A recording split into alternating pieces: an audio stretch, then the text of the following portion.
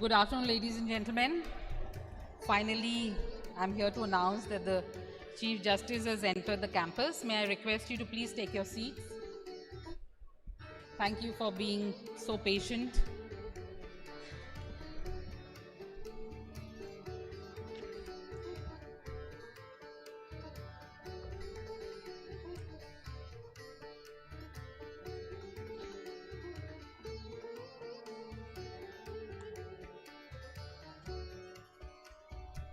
I'm sure it's given you all some time to chit-chat, meet people you've not met for years, I guess, network.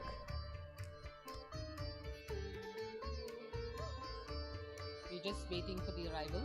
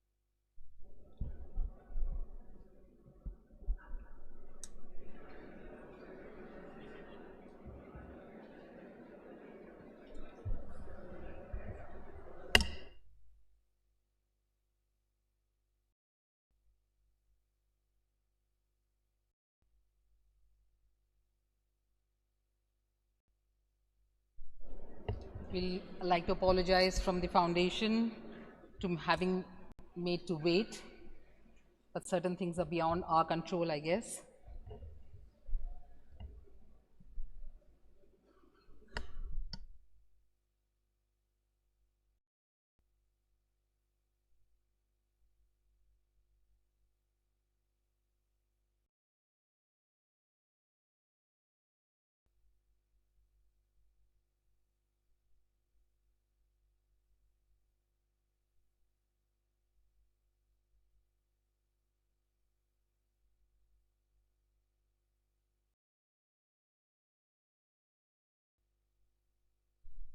May I request the audience to please rise when Chief Guest is arriving.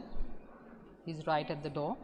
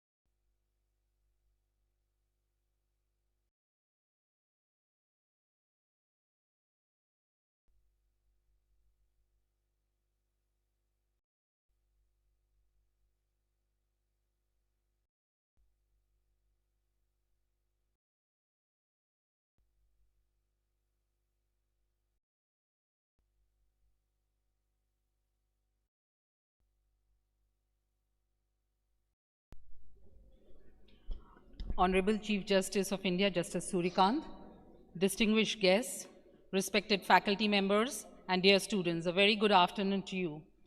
May I request you all to take your seat, please. On behalf of the Karambhumi Foundation, it's my privilege and honor to extend a warm welcome to each one of you to this distinguished gathering. Karambhumi Foundation Uttarakhand was established in Dehradun in February 2023. It's a non-profit trust dedicated to the ideals of Pandit Dehradun Dhulia, the renowned freedom fighter of Uttarakhand and the founding editor of Karambhumi Saptahik, which was launched in 1939 in Lansdowne. It played a formidable role during the freedom struggle and thereafter. The activities of the foundation are aimed at the welfare and development of Uttarakhand. Our co-host today is the University of Petroleum and Energy Studies, UPES Dehradun, a university that stands at the forefront of academic excellence, innovation, and industry-aligned education. With its commitment to nurturing future leaders across disciplines such as law, engineering, business, and design, UPS continues to shape minds that contribute meaningfully to society and the nation. We are equally privileged to be hosting the event at the iconic Forest Research Institute, a landmark of heritage and knowledge. Known for its majestic colonial architecture and rich legacy in environmental and forestry research, FRI symbolizes India's long-standing commitment to sustainability, conservation, and scientific inquiry. The grandeur of the venue adds immense significance to today's occasion. I'm sure we'll all agree with that. To take the event forward, may I request Honorable Justice Sudhanshu Dhulia to welcome our chief guest by presenting a bouquet. Sir, please.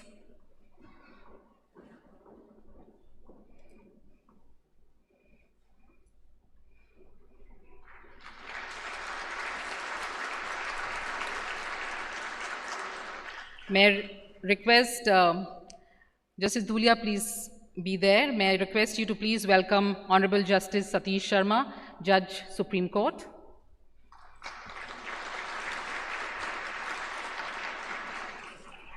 May I request Dr. Sunil Rai, Vice Chancellor, UPES, to welcome the Chief Guest, the Chief Justice of India, Justice Surya Kant.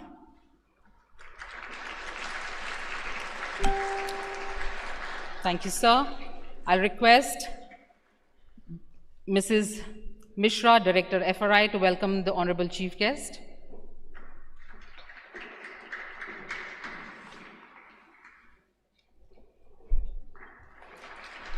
Justice Kulbe, ex-judge, Uttarakhand High Court. Sir, may I request you to welcome our chief guest.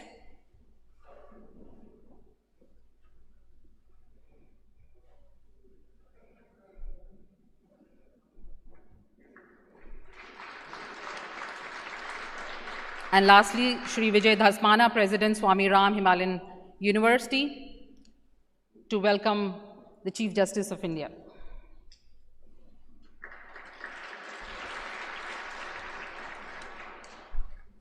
I request you all to please walk up to light the lamp. I request Honorable Chief Justice of India, Justice Surya Kant, Honorable Justice Satish Sharma, Honorable Justice Hon'ble Dhulia,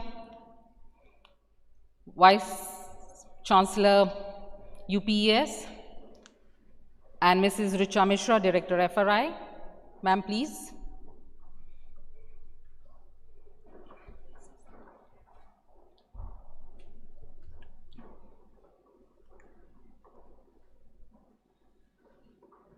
देना हो या खोली का गणेश देना हो या मोरी का नारायण देना हो या गाँव को भूमिया देना हो या पंचनामा देवा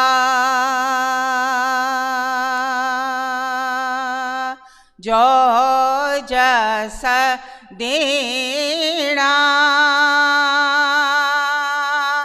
आदि बदरीनाथ जो जस देना ऊ बूढ़ो केदार जो जस देना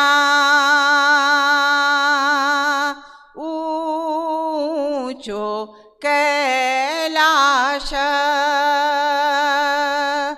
जो जस देना पंच परियाग जो जस देना माता सरस्वती जो जस देना लक्ष्मी पार्वती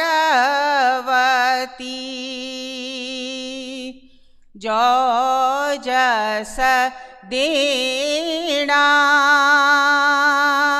धौली भागीरथी जो जस देना हरि का हरिद्वार जो जस देना नौखंडी नरसिंह जो जस देना सेमा का नागराजा जो जस दीना कुल देव भैरवनाथ जो जस दीना पीतर देवता.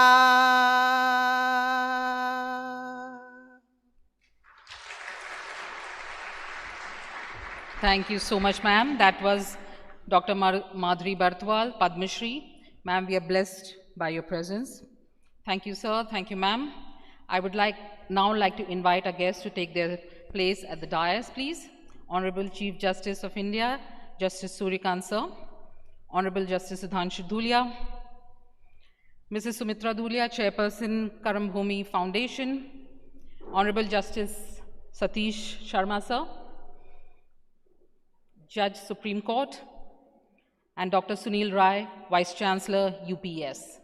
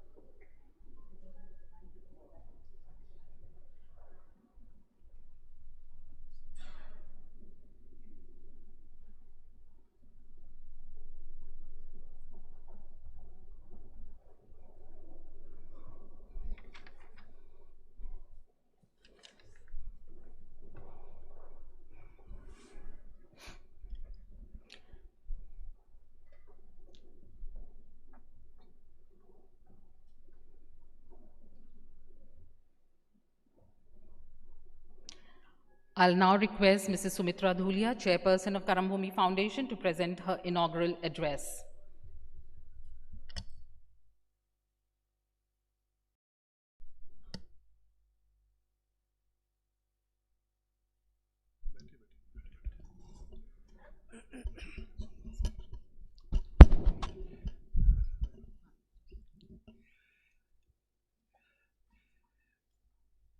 अस्ति उत्तरस्यां दिशि देवतादय हिमालयो नाम नगाधिराज पूर्वापरौ तोयनिधिवगाह्य स्थित पृथिव्या इव मानदंड. कालिदास के इस श्लोक के साथ ही मैं आज के मुख्य अतिथि का स्वागत करती हूँ, जिन्होंने अपने व्यस्त समय से अपने ही समान कार्य करने वाले व्यक्तित्व के लिए समय निकाला और वो यहाँ पर आए. ये हिमालय की ये भूमि, हिमालय की ये उच्च श्रृंखलाओं का प्रदेश गढ़वाल अपने उन ऊंचे मूल्यों के लिए विख्यात है. यहाँ अनेक अभाव होते हुए भी यहाँ के विद्यार्थियों ने, विद्यार्थिनियों ने, यहाँ की समाज के उन व्यक्तियों ने अपनी दृढ़ता, आत्मविश्वास और अपनी सहज कार्यशैली से उत्तराखंड को एक दिशा दी है. उस उत्तराखंड के बारे में कालिदास ने कहा था कि जो उत्तर दिशा में बिता, आज द्रोण नगरी में न्याय के सिंहासन पर विराजमान उच्चस्थ व्यक्तित्व को अपने बीच पाकर हम एक उल्लास का अनुभव कर रहे हैं. ये निश्चय ही श्रद्धांजलि है उस व्यक्तित्व के लिए जो कि उनके समान धर्मा थे, जो कि उनके समान ही न्यायिक कार्यों में रत थे. श्रीमन, यह प्रदेश बहुत अधिक कई प्रकार के कार्यों से गुजरा है, लेकिन यहाँ के व्यक्तियों में, यहाँ के नागरिकों में जो देश के प्रति सम्मान, जो देश के प्रति आत्माहुति देने वाले असंख्य सैनिकों के का गृह है, ये गढ़वाल जो हिमालय की तरह ऊंचा है और हिमालय की तरह महान आदर्शों की ओर प्रेरित है। मैं अधिक न कहकर अपने इस सभागार में उपस्थित सभी सदस्यों की ओर से आपका स्वागत है, अभिनंदन है। आपने अपने ही कार्य में लगे हुए जिस व्यक्तित्व के लिए समय निकाला, हम उसके लिए अभिभूत हैं और आपका देहरादून की जनता के प्रतिनिधित्व के रूप में उपस्थित यहाँ पर सबके लोगों के प्रति आपका स्वागत करते हैं, अभिनंदन करते हैं और आपके लिए जीवन की मंगल कामनाएं करते हैं। धन्यवाद। Thank you so much, ma'am. Now I call upon Dr. Sunil Rai, Vice Chancellor, UPES, to deliver the welcome address, please.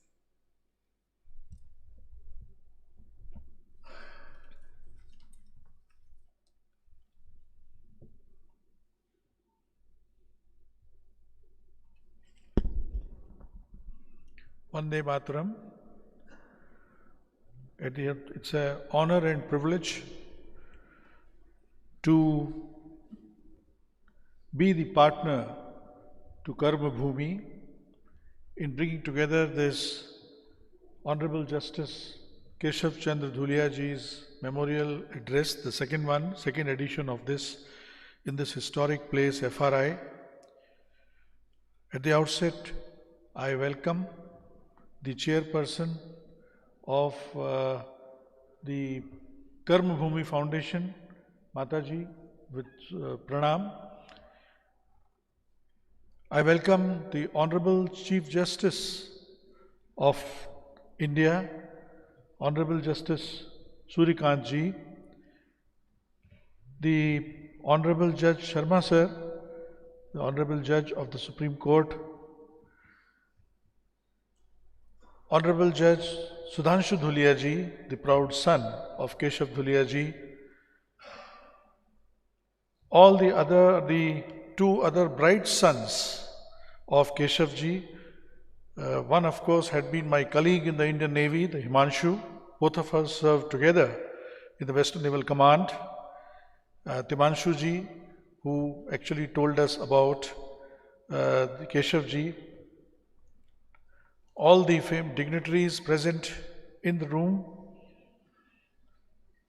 all the members of the legal fraternity, my colleagues from the education fraternity, my dear students of School of Legal Studies, UPES, ladies and gentlemen. It's indeed a privilege and honor to be partnering the Karma Bhumi Foundation. We are honored because of three reasons. One, it comes from Karma Bhumi, which was established by the well-known freedom fighter, the son of soil of Uttarakhand, whose son later on went to be the judge at the Allahabad High Court. That journey which the family has travelled from the Lansdowne in Uttarakhand to Allahabad, where they got fully established. And Sudhanshu ji continued the part of that journey when he went as the judge at the High Court at Guwahati, and then, of course, judge at the Supreme Court. Himanshu had, of course, joined the Indian Navy, and we used to serve together. And Timanshu ji, of course, has been introduced already to you as a well-known actor and director. But I just would like to mention here that I think this whole aspect of nationalism, secularism, which Timanshu ji mentioned, the values of human dignity, had been running in the family and in all the three sons. One more thing additional, of course, which Timanshu ji today represents is the art and culture. And let me also tell you, share with you that Himanshu was no less. It is just Himanshu ji has now made it big in the world of films. But Himanshu, wherever you are, we used to be doing a lot of Kalyan Sanskritic programs together for the Western Naval Command. So he is also no less artist in his own right. So the other reason is that the values for which the Karm Bhumi and Keshav ji, Honorable Judge, and Sudhanshu ji stood for is something we try to imbibe in our School of Legal Studies. From time to time, we are blessed by partnership of such stalwarts for whom human dignity and the value system is at fore, which Himanshu ji explained about the way Keshav ji was in his time. Sudhanshu ji also has displayed that. I think his landmark judgment on hijab is something which we all remember, is something which upholds the values of constitution and human dignity.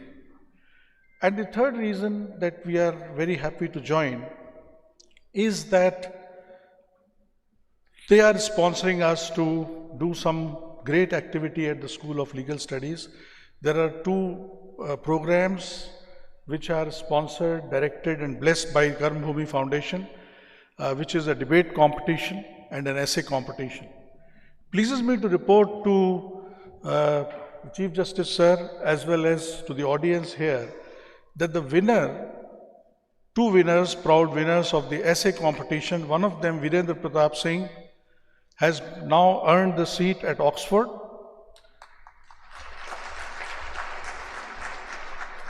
And the other winner, Soumya, has been now selected to be the LAMP member. She will be now shadowing one of the member of parliament. Now, these two students have done us proud. I'm very proud of Virendra and Soumya.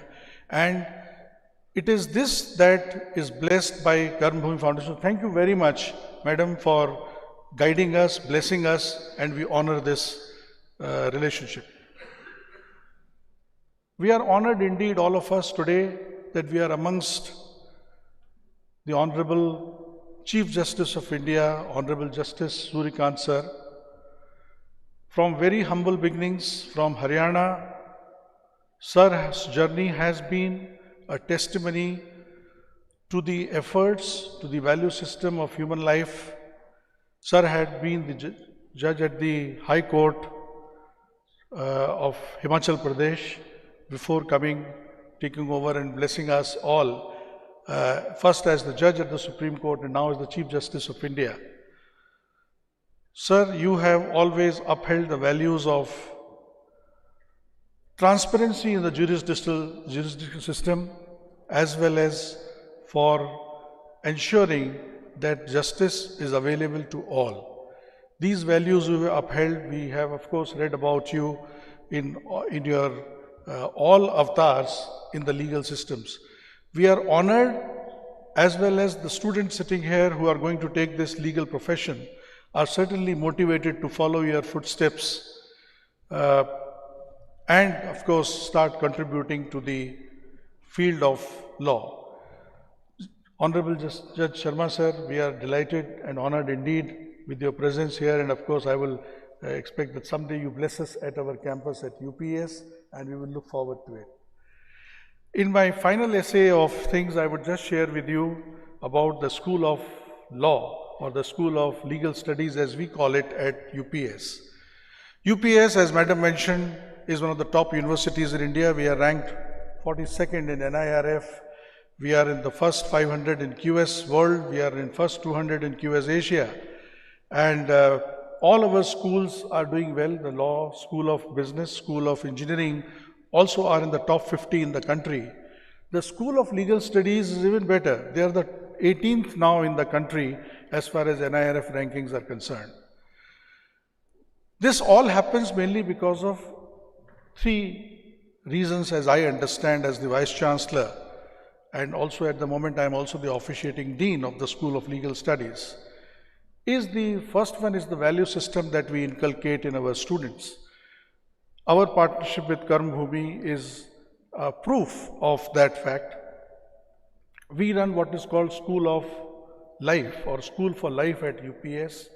Our legal studies students take part in grassroots activities in the acquired villages where they go and give their contribution. Every Sunday we run the legal aid cells where we try to guide the villagers and fellow citizens as to how we can resolve disputes without having to resort to further legal proceedings. And of course, we also take part in upper activities. We are the part of SETU, which is the Planning Commission equivalent of the state of Uttarakhand, where the faculty and the students are collectively working, sir, in environmental laws and trying to work towards such SOPs and procedures that will make the life better in the state of Uttarakhand. So our remaining connected with the society is the first reason that the School of Legal Studies is doing well. The second reason is our project-based learning or practice-based learning, which the School of Legal Studies follows. Every week we have at least 2 luminaries from the legal field who come and spend time with the students a full day. And then of course there are the formal interactions and informal interactions. We are blessed that every month we have the visit of some senior judge from the judicial system coming and guiding our students. Corporate lawyers, corporate firms also come up and bless the students. It's a common place at School of Legal Studies that students interact with the practitioners, and that gives us the second edge. And the final thing before I close, which I want to share about our School of Legal Studies, is that we remain at the forefront of technology. We were the first to adopt learning of technology for legal studies by creating an AR/VR lab, which we created in 2022. In the AR/VR lab, we can simulate several cases, several judgments that are being issued from time to time, and students get a real-life feel of how the whole procedure of judgment is meted out to the citizens. We have advanced further, and it pleases me to report to all of you that we have partnered with OpenAI, the first university in India to sign up for 1,000 professional licenses with none other than Sam Altman himself, who has signed the ChatGPT firm, who has signed with us. Lot of AI we use in designing the program, in delivering the program, and also in evaluations. We are also using AI, we also have impregnated almost 10 to 15% of credits in AI in the legal system. That gives us edge, and now that electronic evidences, the electronic hearings that the courts are now permitting, I think we are preparing our students for that future of the legal system in our own humble way. I will with this like to once again thank the Karma Bhumi. I'll pay my respect once again to the Chief Justice of India for gracing this particular occasion for the memorial lecture. I invite you all to please do visit us at UPES, and we will always be delighted and honored to receive you there. Thank you and Jai Hind.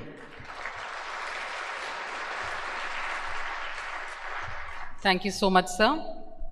Though our Chief Justice, Justice Surya Kant, needs no introduction, but I'll still request Hon'ble Justice Dhulia to please introduce our chief guest and tell us something which we all do not know about.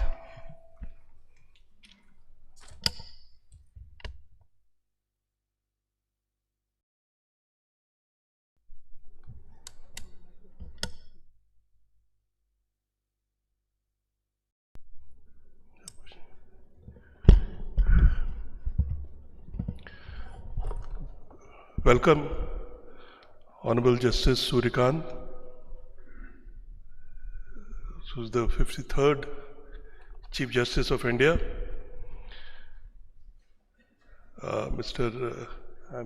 My dear friend in the Supreme Court, Justice Satish Chandra Sharma, so kind of him to be here. He had to cut short his talk and all from. There's an event going on in Taj Hotel right now of NALSA, National Legal Service Authority. And so both the Honorable Chief Justice and Justice Sharma got delayed because of the program there. Shri Sunil Rai, the Vice Chancellor of Petroleum and Energy University, Shrimati Richa Mishra, Director FRI, my respected mother who's in the dais, many former judges of Uttarakhand. I can see Justice Khulbe, many of my former colleagues of Uttarakhand High Court, senior advocates. I can see Mr. D.K. Sharma, Mr. B.P. Nautiyal, Mr. Pal, Mr. Kohli, Patni, Mr. Bahuguna, so many of you. Sorry, Mr. Kawaljit and Mr. On his right, I always forget his name. Yeah. Thank you so much for taking time and coming here. Members of the media and journalist family who have come in large number. Rahul is here. His father, Mr. Kothiyar, is my colleague, was my former colleague at the High Court. Members of the faculty of both Forest Academy, the Petroleum University and the other Graphic Era University. Welcome all of you. And last but not the least, my fellow students. As you know, Hon'ble Justice Surya Kant is the 53rd Chief Justice of India. Actually, I had come something written, but I'll cut it short because there's a paucity of time. And then my friend Justice Satish Chandra will take over and finish what I wanted to say. But this much I must say that, Justice Surya Kant is actually a role model for many of us. He comes from a small village in Hisar in Haryana. His father was a Sanskrit teacher. The family was also doing farming. But that time, he was born in 1962, and he had an ambition to become a lawyer. And by sheer dint of his hard work, persistence, he persistently plodded his way towards the goal. As most of the law students must be knowing, Justice Cardozo has famously said, plodding can take you quite a distance.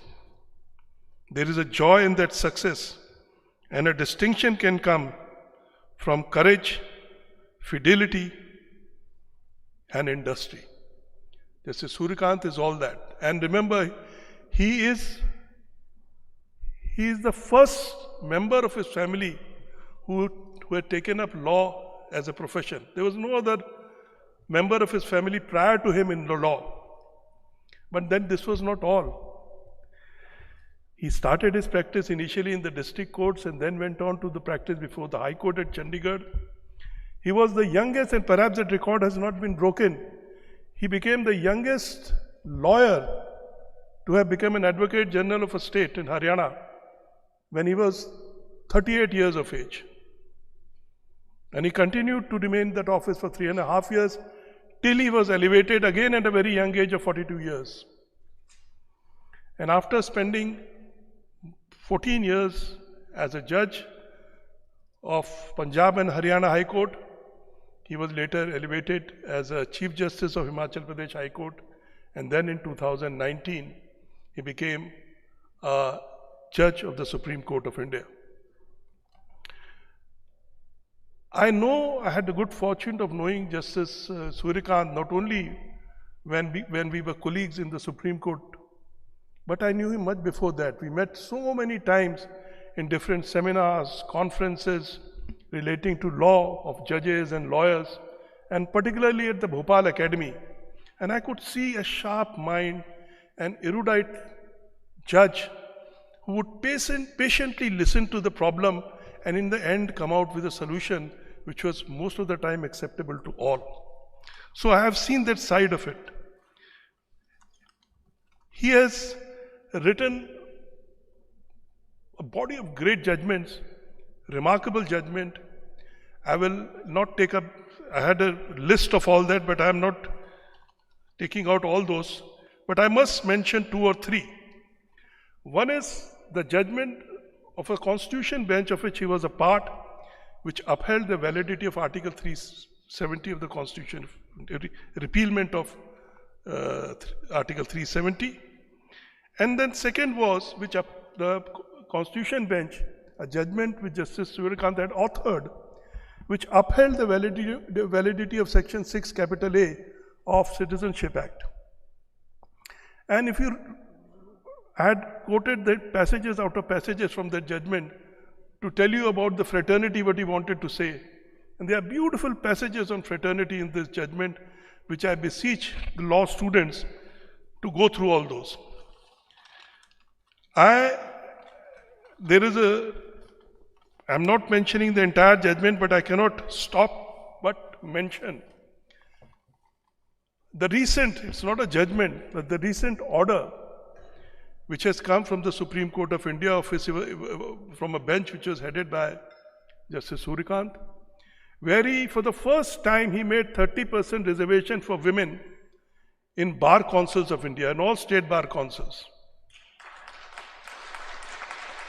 Because prior to it, because women were not, it's a as we all know, lawyer, and it's a male-dominated profession.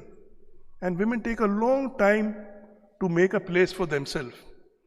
This is a path-breaking, a landmark decision, which now reserves 30% of seats in each state bar council for women.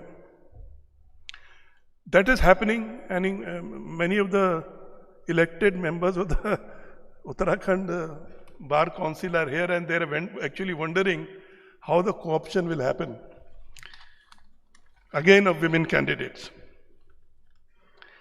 I must record here my interaction with Justice Surya Kant, because it was not just as a judge that I interacted with him, but there were many occasions in my career, as a judge, in my work as a judge, where I got invaluable advice from him.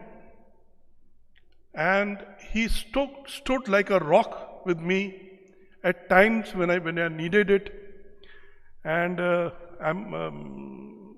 those were the times when, because of his advice and because of his guidance, I could come out of those problems and puzzles. So thank you, sir. At this stage, I would only end by saying that at the heart of judicial philosophy of Justice Surya Kant is actually humanity, is actually human being. This is a chain of thought. You can see right from initially when he was a judge of Punjab and Haryana High Court, till as a judge and now a Chief Justice of Supreme Court. I must mention here, it has come to my mind, when he was a judge of Punjab and Haryana High Court, he protected the conjugal rights of inmates who were suffering life imprisonment and even death penalty. That's a remarkable judgment, and he based those rights on the right given under Article 21 of the Constitution of India. So there are many things which I wanted to say, but I am not saying, and I request my old friend, Justice Satish Chandra Sharma, to please come here and please bring to public the hidden aspects in the personality of Justice Surya Kant.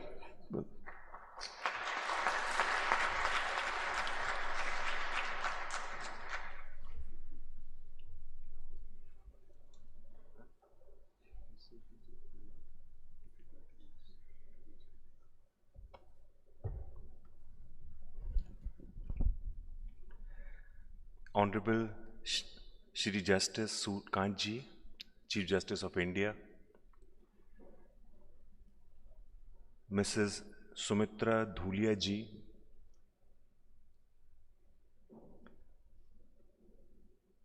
Justice Dhulia, Bhabi ji, and other family members, Dr. Sunil Rai, Vice Chancellor of the University, faculty members of the University, Richa Mishra ji, Director, Forest Research Institute, Honorable Judges, dear students, Namaskaram. It's really a great privilege to be part of this August gathering. First of all, I would like to pay respect to Mataji, who was the force behind this family. She gave sanskar to all her children, and I was told by Justice Dhulia about the difficult times in which she brought up all the children. So, a big pranam to you. In fact, it was a big surprise for me to come to this place. Day before yesterday, Justice Dhulia gave me a call that we are hosting a lunch in some hotel, Anantara, I don't remember the name. So I'm a very frequent visitor to Uttarakhand. It's a Dev Bhumi. Normally, almost every month I'm in Rishikesh. But I never heard of this hotel. So I said, all right, I'll come for the lunch.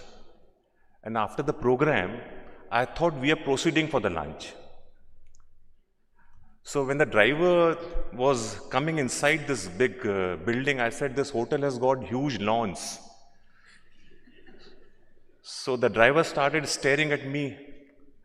He said, sir, it's not a hotel. It's a Forest Research Institute. So I thought a part of this building must be a hotel. So when I entered inside, I saw all this, then I realized I have come for a lecture. But it was a great privilege to be part of this gathering. And I'm personally grateful to the Honorable Chief Justice, who has taken so many steps for reforming the Indian judiciary. Earlier still we do have a backlog, but earlier there was a lot of problem in listing of cases in the Supreme Court. But he has streamlined the system. Old cases are being decided, and all judges are working very hard. They are ensuring that pendency is reduced. He has done other reforms also. He has constituted constitutional benches of 9 judges to resolve all pending matters which, with due respect to everyone, which others have not touched them. One of the oldest matter about definition of the industry has been heard, and a verdict is likely to come soon. I really don't know how he works so hard. For us, going to one place is so difficult, and we get exhausted after visiting one town. But he has the capability and capacity to visit the entire country, and he's rightly doing so because the entire nation, the entire judiciary is looking towards him for other reforms which are yet to come. I'm grateful to you, Lordship. For Justice Dhulia said that for paucity of time, he will not speak much, but I will also not speak much for the reasons best known to you. So I'm once again, good wishes to all young students of the university. You are fortunate that you have come here to listen to the Honorable Chief. So I'll not take much time. Thank you and Jai Hind.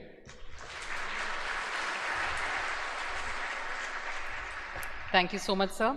This is a true story when loss is gain. Your loss has been our gain, sir. But we'll promise you lunch. Now I request Honorable Chief Justice of India, Justice Surya Kant, to please deliver his second Keshav Chandra Dhulia Memorial Lecture.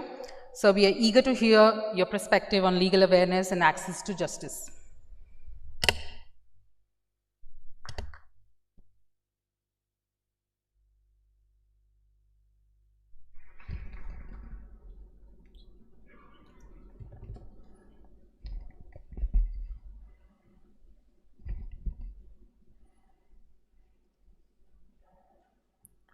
Most respected Srimati Sumitra Dhulia, wife of late Justice Keshav Dhulia, my esteemed colleague from the Supreme Court, Justice Keshav Chandra Sharma, my former colleague and my very dear brother Justice Sudhanshu Dhulia, former Judge Supreme Court of India, distinguished sitting and former judges of Uttarakhand High Court, Professor Sunil Rai, Vice Chancellor, UPES,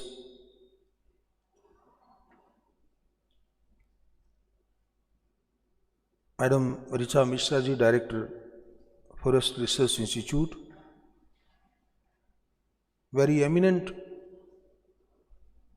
distinguished personalities of Garhwal and Dehradun region, who all of you are here to grace this event,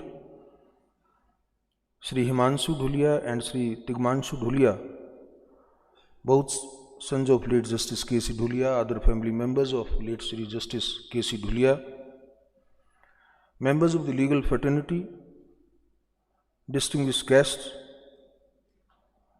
eminent professors, academicians and jurists,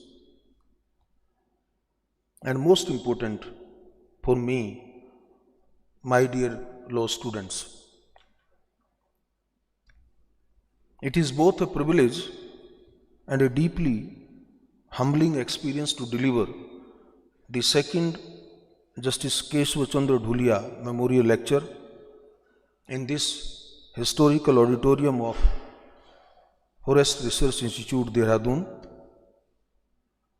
I have always believed that memorial lectures, if they are to be truly meaningful, must do more than mere recount the achievements of those in whose honor they are instituted.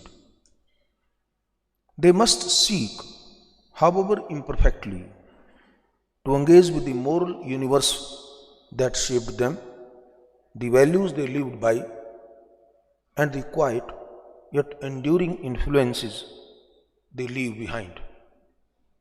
For it is that deeper understanding that we discover not only the contours of their legacy, but also the measures of our own responsibilities.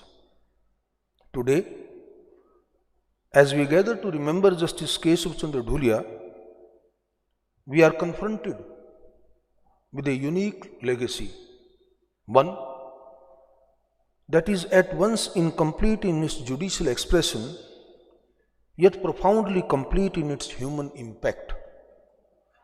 Justice Dhulia's life reminds us that the measure of a jurist is not always confined to volumes of reported judgments. Sometimes, the truest legacy of life lies beyond the courtroom, in the values one nurtures, the integrity one lives by, and the lives one shapes. Born in November 1929 into a household steeped in public spirit and intellectual courage, Justice Keshav Chandra Dhulia inherited a rich legacy. His father, Shri Bhairav Dutt Dhulia, was among the foremost freedom fighters of the Garhwal region, who was even jailed for many years during the freedom struggle. He was among the founding editors of Karambhumi Saptahik, which was known for its independent and courageous editorials during colonial India. It was a time when speaking truth to power was not merely an act of courage, but an act of defiance. From such a lineage, Justice Dhulia imbibed a deep commitment to public service, intellectual honesty, and fearless engagement with the world. His academic journey took him to Allahabad, which was then a crucible of legal and intellectual thought in India. From there, he began his legal practice at the local court at Lansdowne before moving to Allahabad High Court, where his abilities, diligence, and integrity earned him huge recognition. He rose to become the chief standing counsel for the state, and eventually he ascended to the bench in 1984.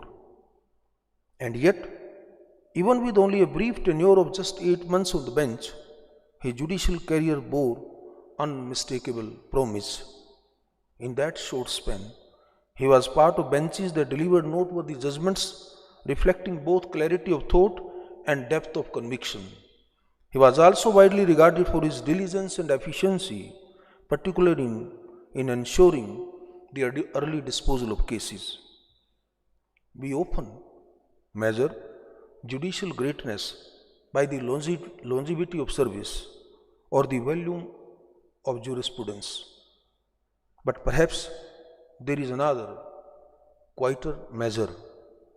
It is something that resides in the unseen, in the influence that extends beyond written words.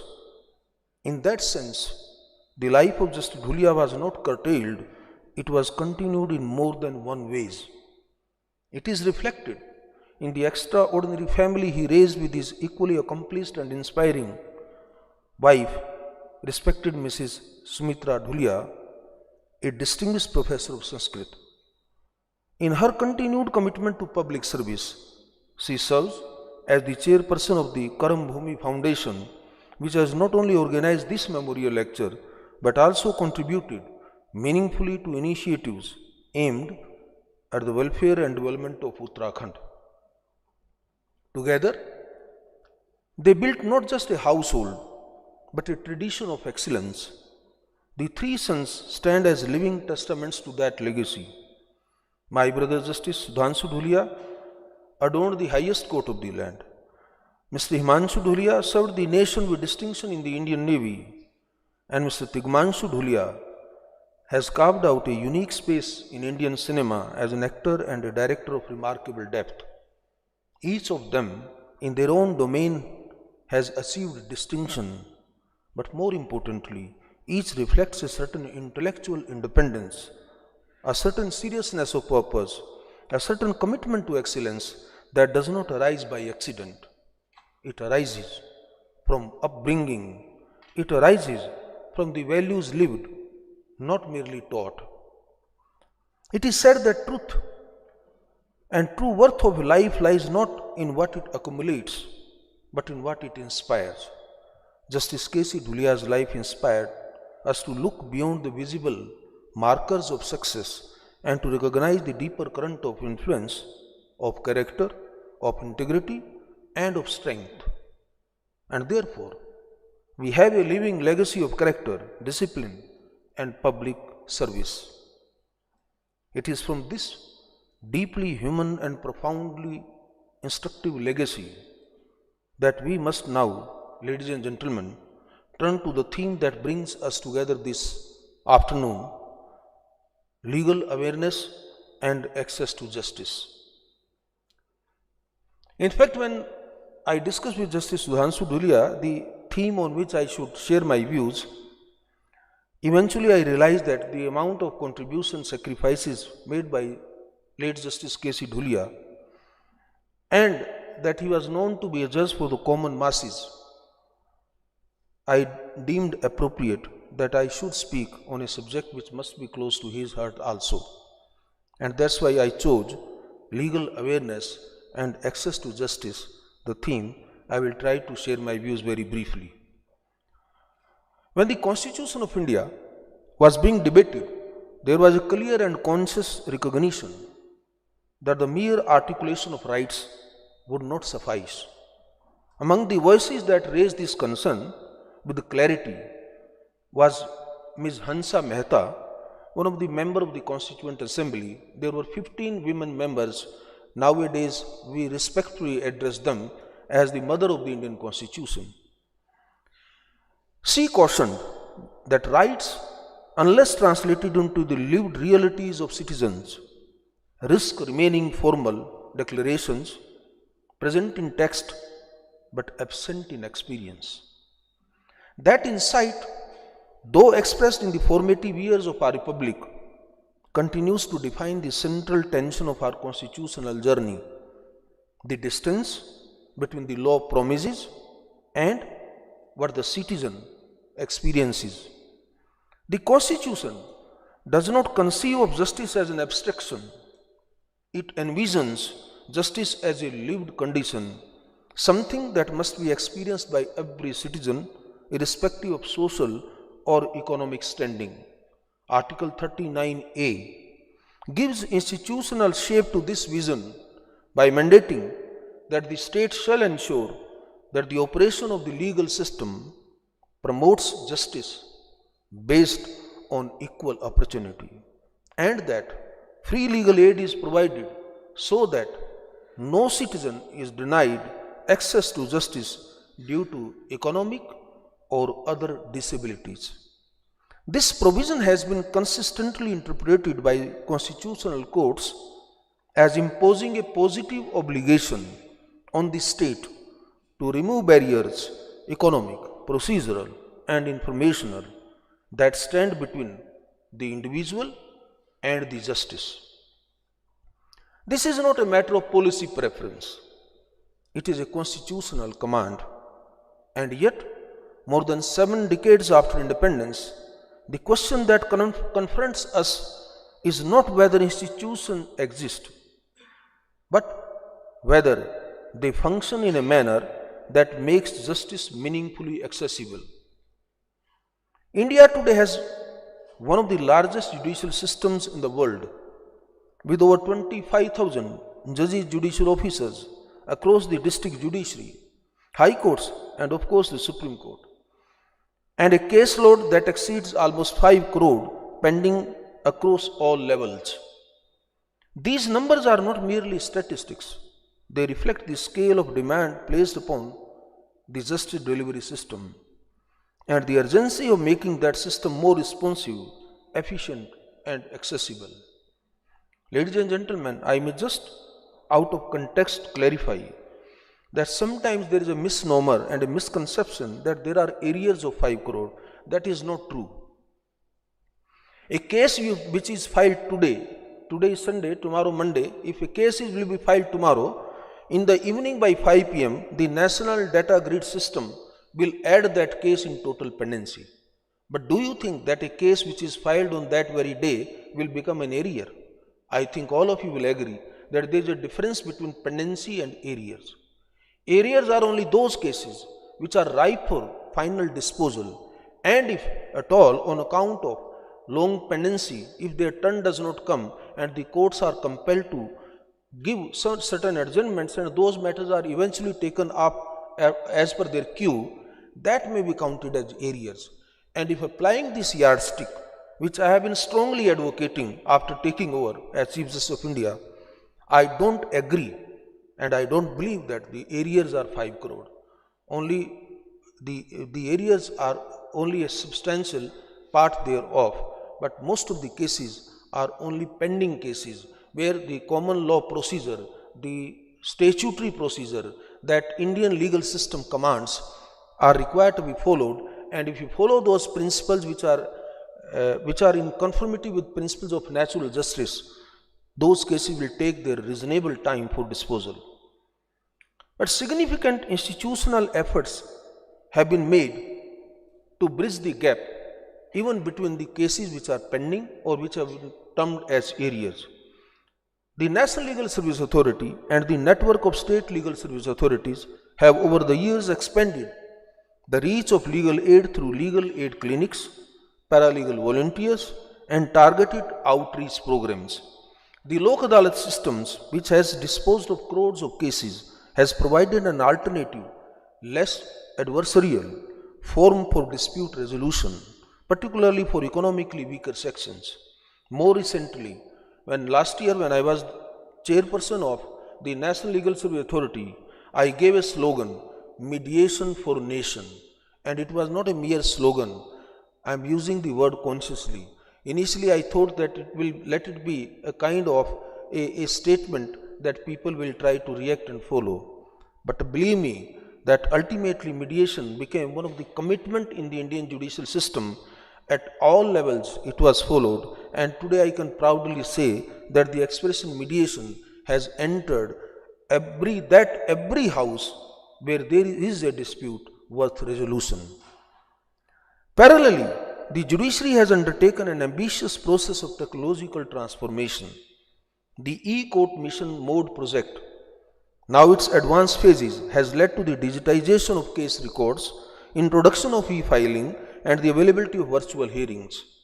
Yesterday only National Conference of E-Committee has started, and in the morning yesterday while inaugurating, I have launched various e-technology based apps and modules and softwares through which now even service of notices in the matters which are being filed will be done without using the manual procedure which was the conventional practice, particularly at the taluka level courts and in the district courts.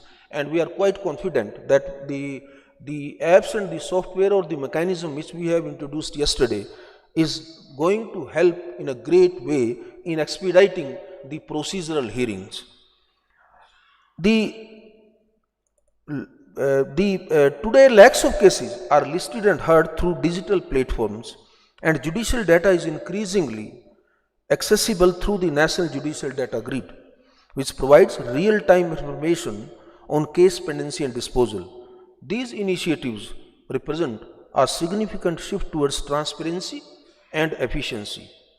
The executive, in collaboration with legal service institutions, has also launched initiatives such as Tele Law program, which leverages common service centers to provide legal advice to citizens in remote areas through video conferencing. I am told that Tele Law has facilitated millions of consultations, particularly benefiting those who would otherwise have no practical access to legal counsel. Such initiatives demonstrate the potential of combining institutional reach with technological innovation. And yet, despite these efforts, a fundamental challenge persists. Access to justice cannot be measured merely by the existence of forms or the availability of schemes. It must be measured by the ability of individuals to meaningfully engage with the system. For a significant section of our population, the legal system continues to remain distant, not only in physical terms, but in conceptual and psychological terms. The language of the law often appears inaccessible, procedural, and all the procedural requirements seem complex and opaque, and the costs, both financial and emotional, are prohibitive. There is an anecdote often recounted in discussions on this subject.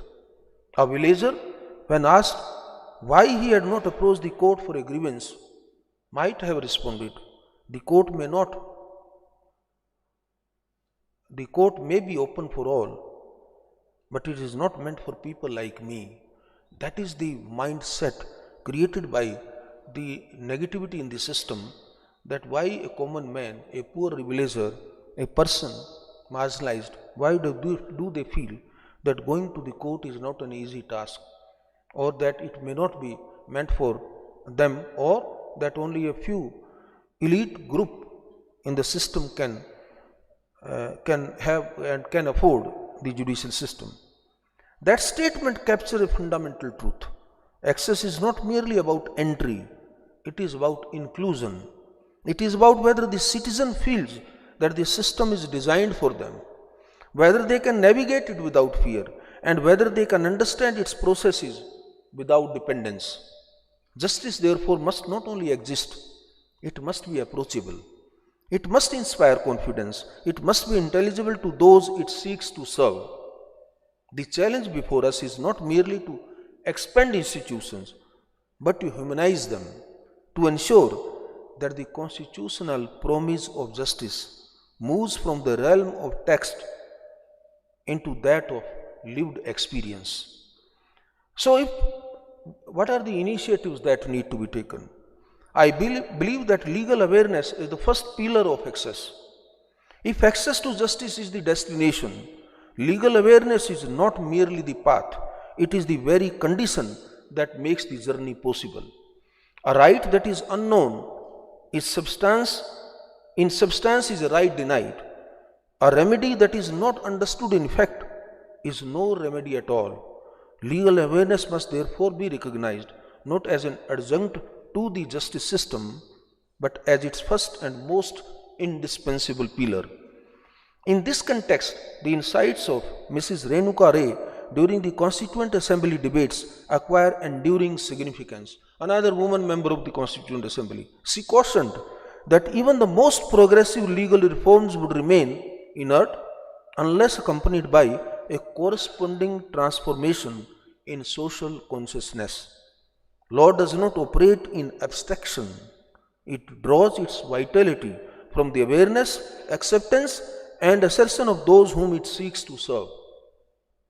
This understanding compels a shift in our approach. Legal awareness cannot be episodic, symbolic, or confined to periodical campaigns. It must be systemic, sustained, and deeply embedded in the fabric of everyday life. Awareness is not created through dissemination alone, it is cultivated through engagement, through dialogue, participation, and trust. It must begin early, within the education system, where the teaching of law is not reduced to technicalities, but introduces young citizens to the language of duties, constitutional values, and rights. I am happy that very good amount of students are sitting here. I hope that they will get sensitized on this issue in their law universities. The legal awareness must be extended into workplaces where individuals are made conscious of their entitlements and protections in conditions often marked by asymmetry of power. And it must be rooted in communities where legal issues are not distant abstraction but lived realities requiring collective understanding and response. The consequences of this deficit in legal awareness are neither abstract nor remote. Consider the case of a young woman who believes that she has no right to refuse marriage arranged against her will. The law unequivocally does not stem from the absence of legal protection, but from the absence of legal awareness. In that moment, the distance between law and justice becomes starkly visible. Equally, there are countless instances where individuals suffer in silence, not because remedies do not exist, but because the very idea of seeking a remedy does not occur to them. Wage exploitation goes unchallenged. Domestic violence remains unreported. Entitlement under welfare schemes remain unclaimed. These are not failures of legislation. They are failures of communication, outreach, and trust building. In an age increasingly defined by digital connectivity, legal awareness must also adapt to new mediums of engagement. Technology offers unprecedented opportunities to disseminate information, but it also risks deepening exclusion for those who lack digital access or literary. That's why there is a lot of hue and cry on digital discrimination. The challenge, therefore, is not merely to digitize legal awareness, but to democratize it, to ensure that innovation enhances inclusion rather than reinforce existing divides. This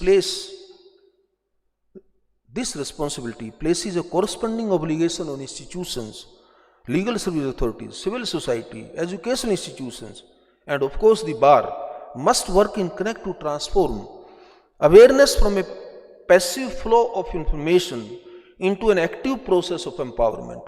The measure of success cannot be the number of awareness programs conducted, but the extent to which individuals are able to recognize, assert, and enforce their rights in real world context. The second aspect is reimagining access in the digital age. Now, if legal awareness is the first pillar of access to justice, technology represents the architecture through which the awareness can be translated into meaningful action.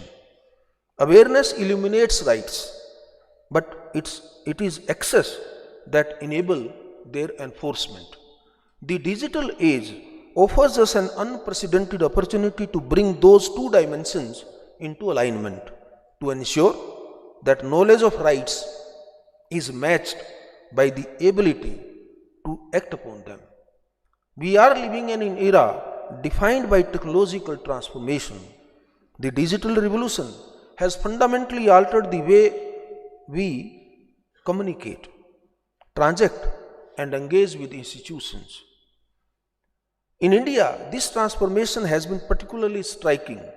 The rapid expansion of digital infrastructure has created new pathways for inclusion, compressing distances that once appeared insurmountable. In this context of justice delivery, this transformation is not merely incremental, it is potentially transformative. Technology can reduce geographical barriers, lower transaction costs, and provide information in real time. It can simplify the procedures, minimize dependency on intermediaries, and make the law more intelligible to those who need it most. Properly harnessed, it can convert legal awareness into actionable empowerment. One may imagine some citizens in a remote village equipped with nothing more than a basic mobile device, being able to access clear and reliable legal information in their own language, to understand the remedies available to them, and to connect seamlessly with a legal aid provider without the burden of travel, delay, or expense. One may imagine digital platforms that demystify legal procedures, translating complexity into clarity and formality into accessibility. These are no longer distant aspirations, they are possibilities within our own immediate grasp. And I can again, out of context, happily announce that today only in the conference, Nalsa Regional Conference in Dehradun, the Uttarakhand Legal Service Authority has launched some apps, and that includes the mobile apps upon which you can have complete access, you can have legal assistance, you can have legal opinion, you can have legal aid counsel, and you can also find out the details of your case, pending case, or the opinion whether you should go to the court or not, including the pre-litigation platforms like mediation, etc. Now, at the same time, we must remain attentive to emerging risks that risks are brought by technology. As justice system move into the digital spaces, concerns of data privacy acquire increasingly significance.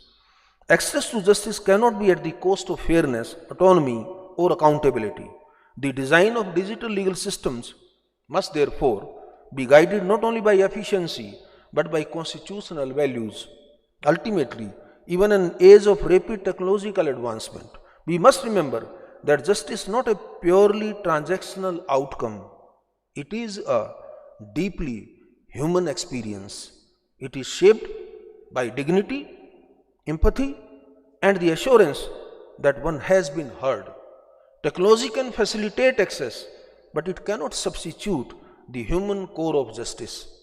The task before us, therefore, is not to choose between technology and tradition, but to harmonize them, to build a justice system where digital innovation amplifies human sensitivity and where access is not merely expanded but equalized.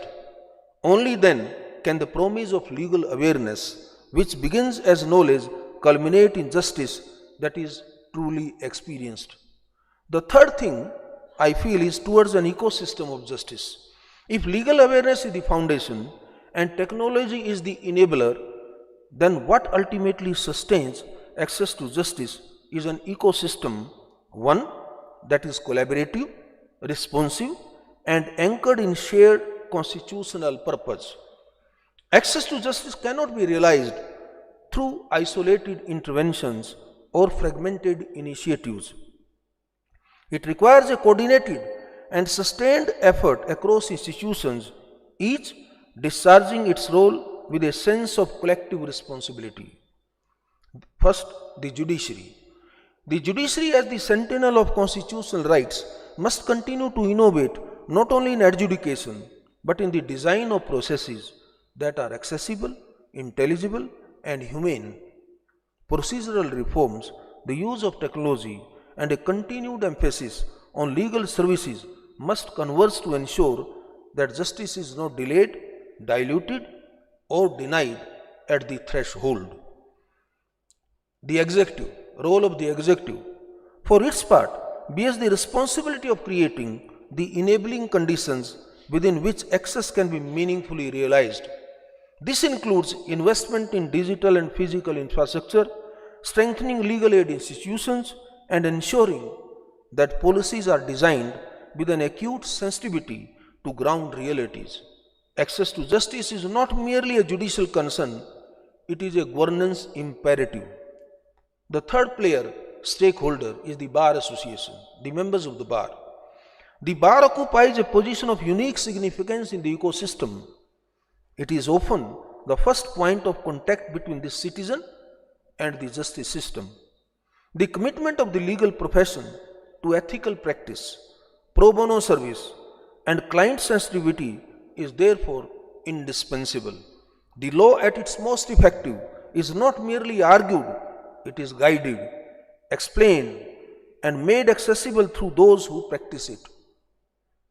Equally, academia, fortunately today sitting here, academic institutions, particularly the law universities, must assume a more active role in shaping the future of access to justice. Legal education cannot remain confined to doctrine and theories.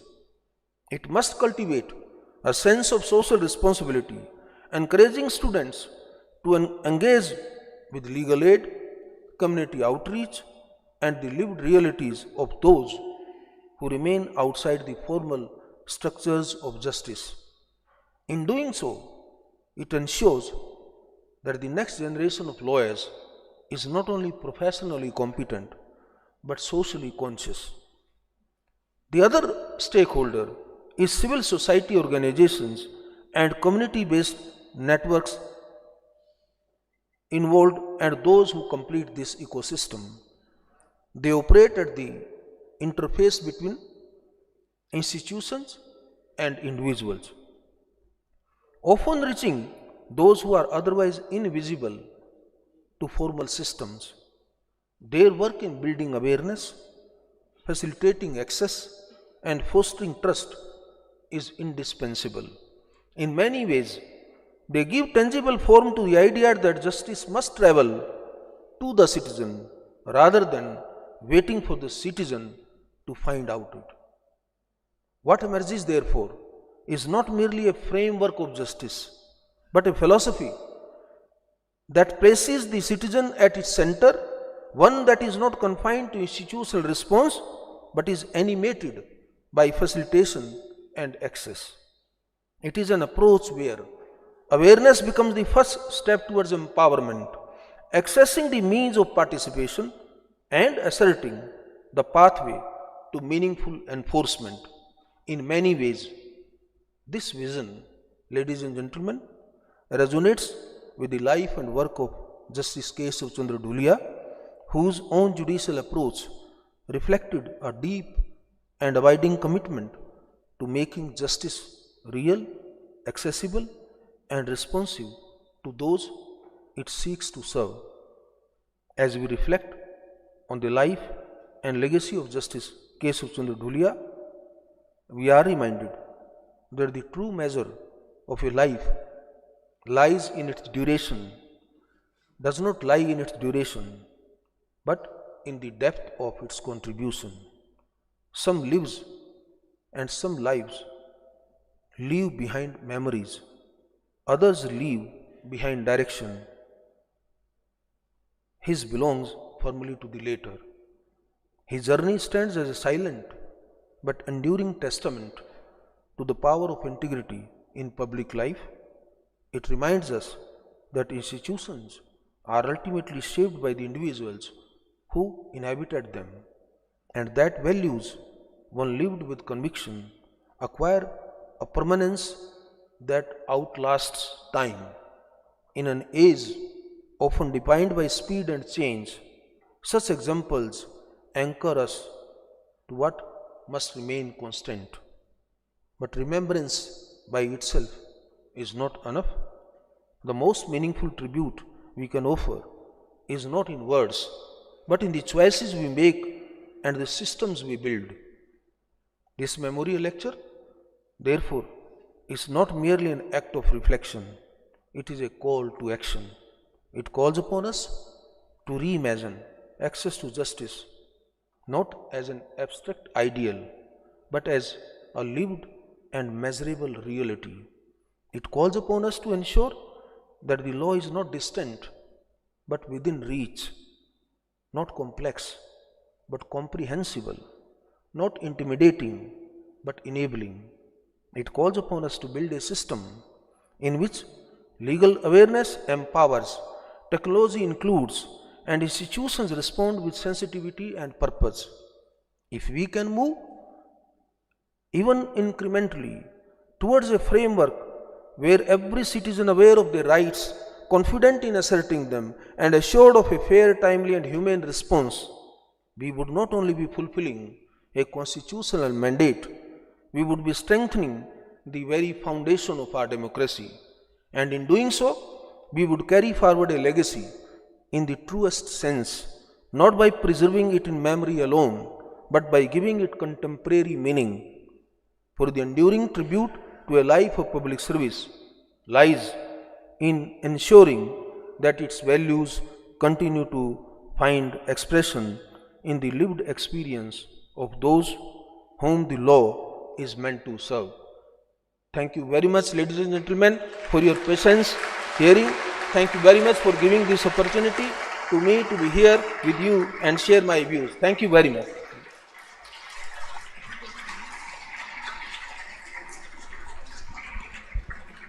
Thank you, sir. How true is that to say call for action?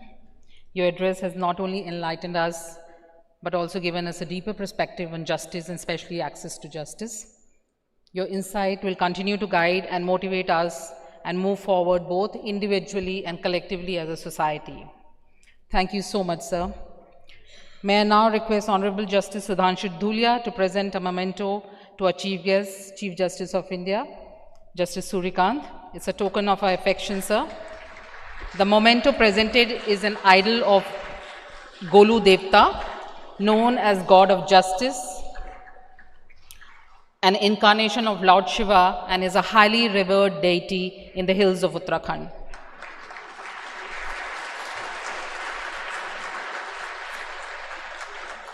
May I request Justice Dhulia to present one to Honorable Justice Satish Chandra Sharma too.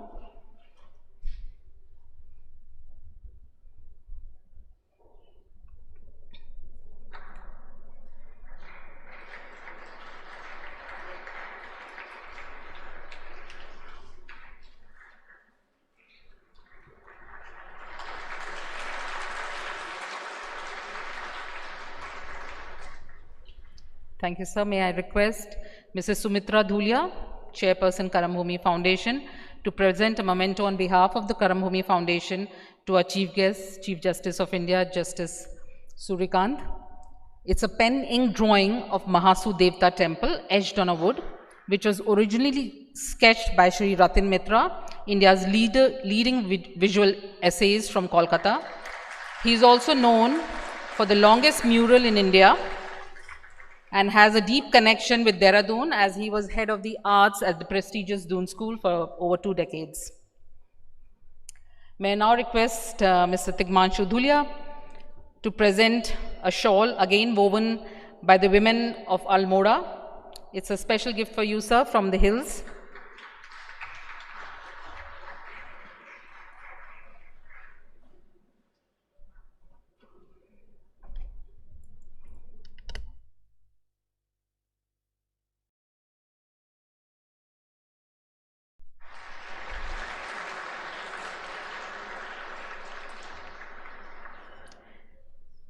May I now request the Vice Chancellor UPES to present a memento to our Chief Guest, Chief Justice of India, Justice Surya Kant.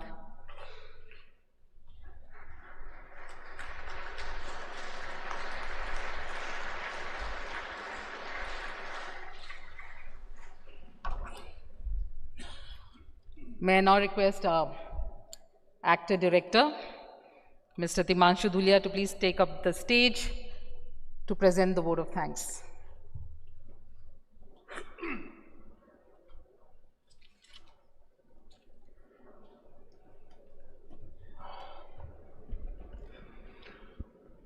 तो ये अंतिम घड़ी आ गई और सबसे ज़रूरी चीज़ होती है, इसको बोलते हैं वोट ऑफ थैंक्स।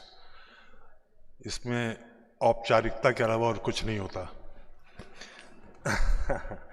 तो कहीं कोई छूट ना जाए, कोई छूट जाएगा तो मैं माफ़ी चाहूँगा। सबसे पहले आवर टोकन ऑफ अप्रिसिएशन, वह किताबें, doctor Madhuri Barthwal,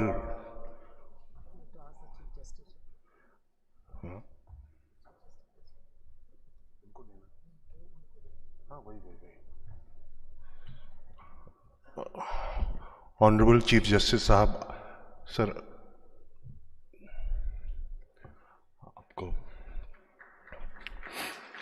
professor Ashutosh Tripathi ji of UPES for his cooperation, Professor Navneet Rajoria of UPES for his constant help,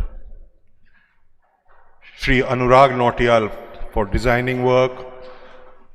I request Ankur Nautiyal ji to collect on his behalf, as he could not come from Lucknow.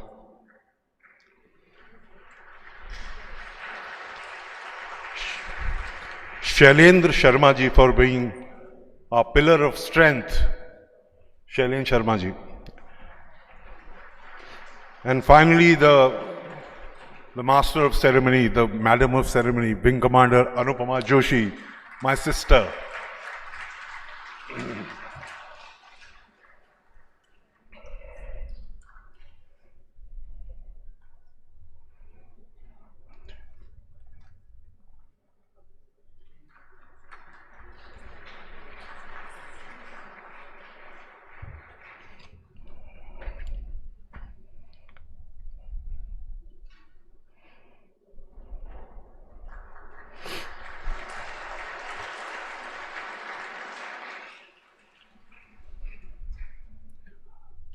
मैं शुक्रिया अदा करना चाहूँगा UPS के honourable vice chancellor साहब सुनील राय साहब, आपका बहुत बहुत शुक्रिया। और एफआरआई इस historical venue SS Rawat ji का मैं बहुत बहुत शुक्रिया अदा करना चाहूँगा। यहाँ पे मैंने वैसे बहुत शूटिंग भी की है एफआरआई में, बहुत खूबसूरत जगह है।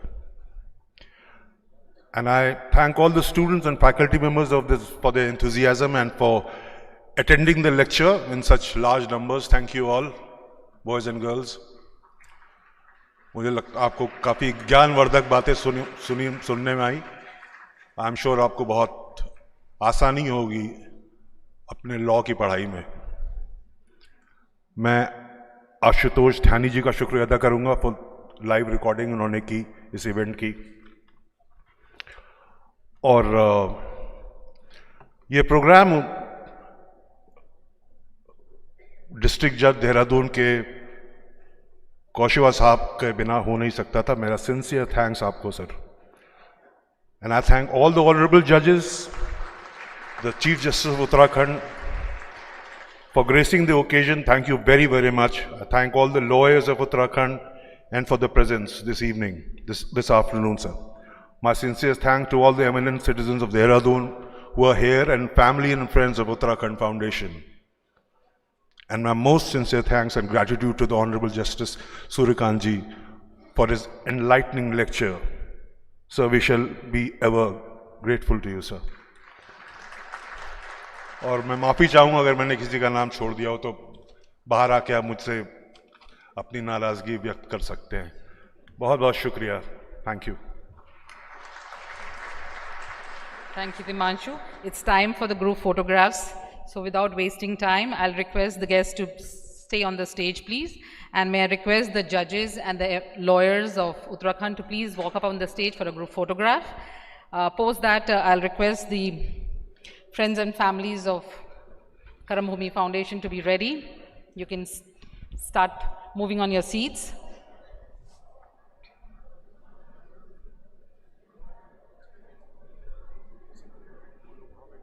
You वहीं रहेंगे इनको. I think they should stand.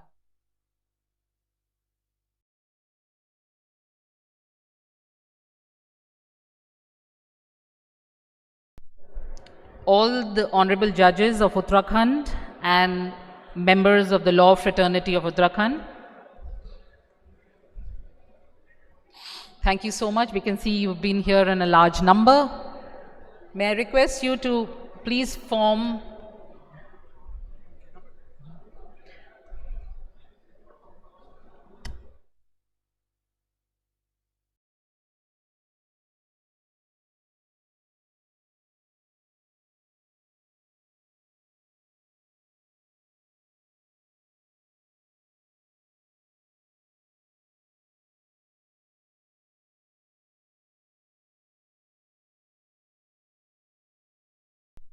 we have only one lady. May we request you to give some space to her? Yes.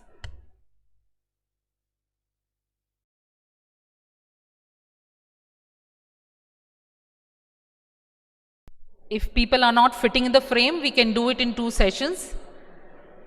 Gentlemen, if the photographer, please tell us if they are not fitting in the frame, we can do it in 2 pieces.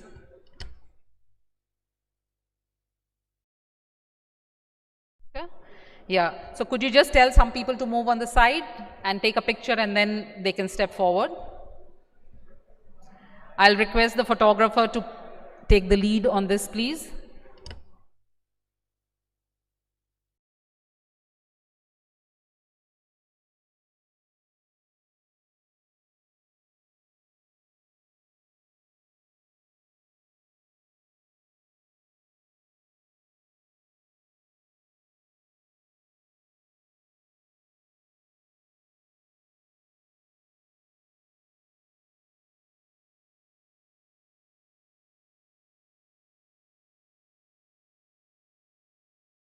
Thank you. Can we have the next lot of the law fraternity of Uttarakhand? I repeat, I request the photographer, आप lead लीजिए इसमें, आप बताइए. हाँ जी. Okay.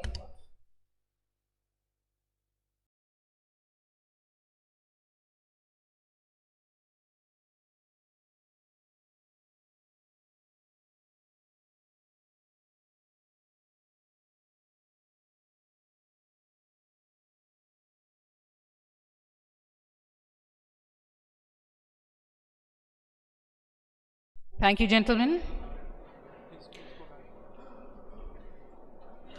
May I now request the family and friends of Karam Bhumi Foundation to please come up.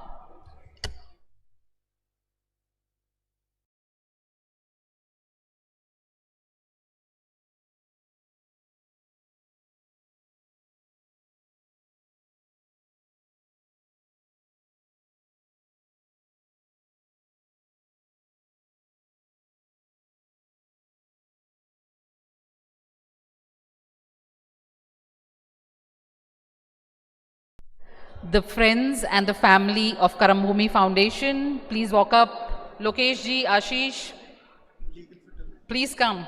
May I request the legal fraternity to exit the stage, please? I'm sorry about that, but because of paucity of time, I'll have to call out.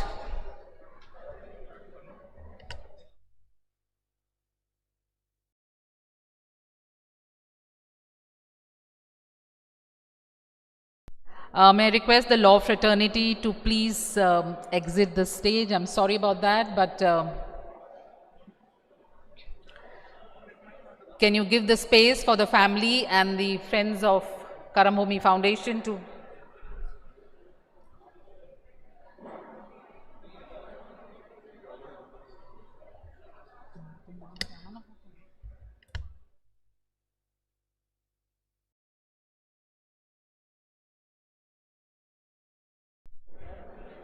Can we request the friends and family to please gather around the guest? And rest of you, may I request you to please exit the stage. Thank you so much. The family, could you move a little faster?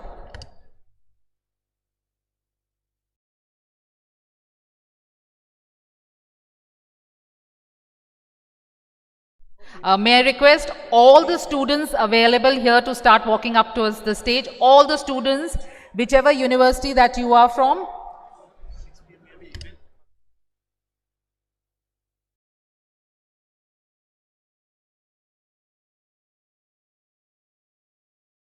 Thank you so much, the friends and family, whoever has been here.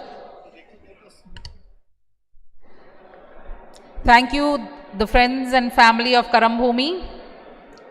Can we make space for the students now? All the students of the law faculty of whichever university they are. I can see the students from the Doon School. Please walk up. Thank you. Thank you, everybody. May I request you to please exit the stage and make way for the students. I'll request you to take your seat back and give some space to the students, please.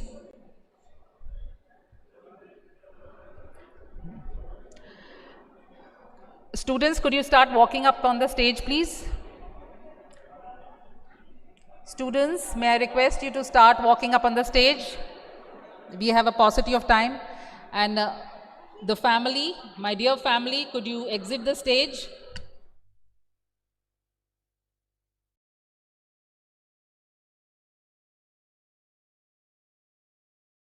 Last but not the least, the students, please make... It's important for the students to be here.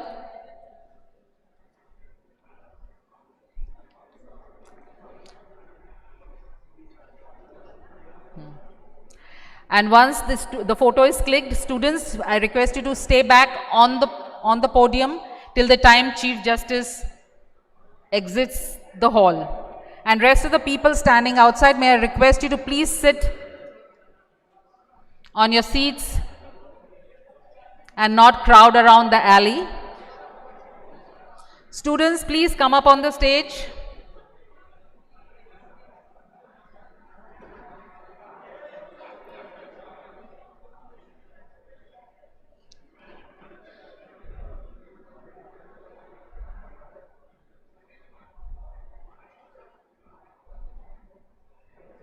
Students, could you turn your face towards the camera? I think...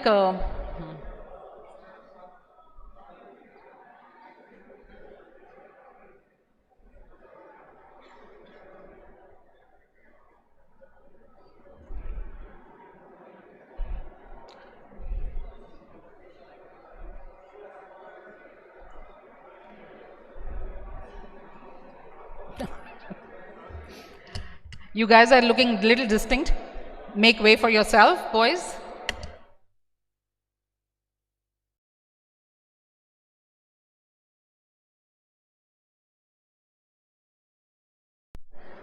Can we have our director to direct this mob, I guess?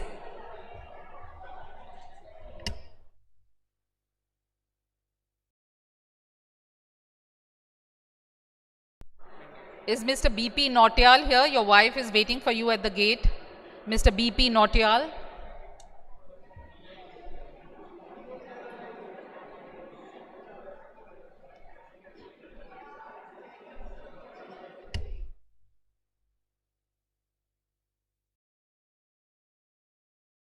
Yeah, students, you can look and smile at the camera. Turn towards the camera. You can put your hands up and say cheers.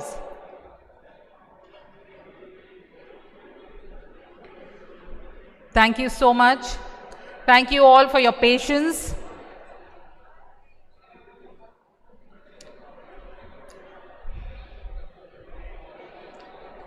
Thank you all once and for all.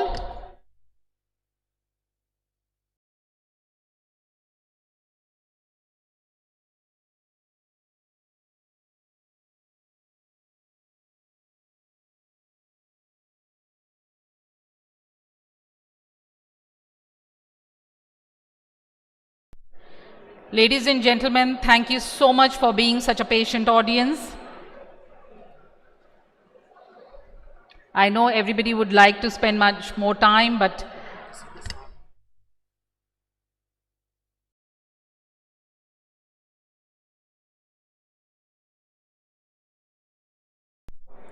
thank you. Wish you all a happy weekend, and we'll see you again with the next edition. Jai Hind.